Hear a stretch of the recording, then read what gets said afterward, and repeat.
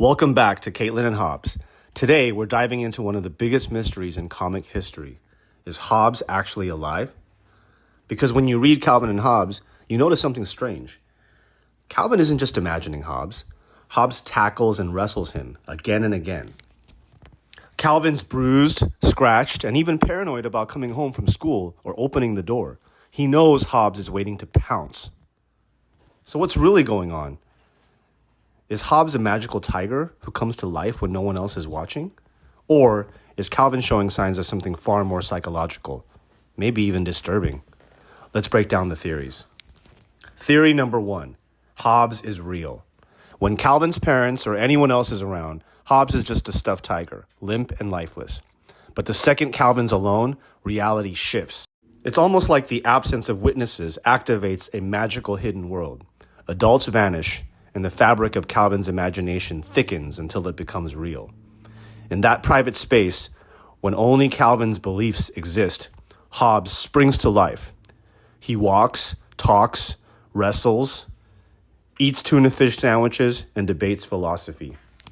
It's as if Calvin's imagination fills the silence left behind by others, bringing magic where logic disappears. Like the toys in Toy Story, Hobbes freezes whenever someone else walks in.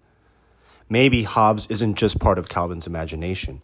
Maybe he's proof that the power of imagination creates a new reality.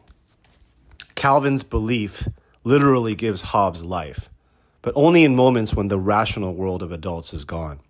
That would make Hobbes a magical being who can only exist in the absence of disbelief, not fantasy, but living imagination. Or, what if Hobbes isn't real at all, not even magically? Maybe he's a symptom of Calvin's fractured mind. In nearly every strip, no one ever questions Calvin's injuries.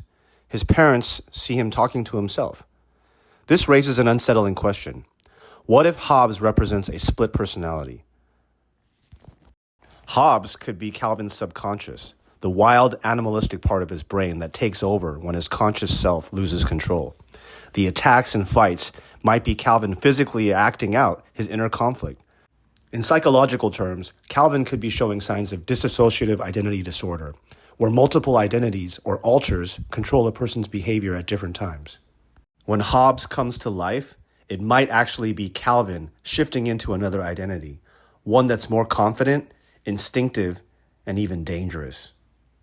Of course, not every mystery has to be dark. Maybe both theories are true. Hobbes might be real to Calvin because imagination is reality when you're a kid. He's not a symptom. Maybe he's a symbol, a living embodiment of childhood, wonder, chaos, and freedom before the adult world comes in.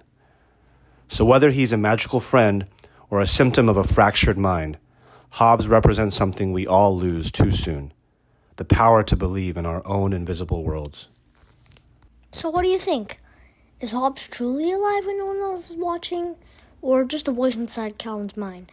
Let us know your theory in the comments, and if you enjoyed this video, please like and subscribe, because whether Hobbes is actually real or just imaginary, one thing's for sure: the friendship of Calvin and Hobbes is timeless.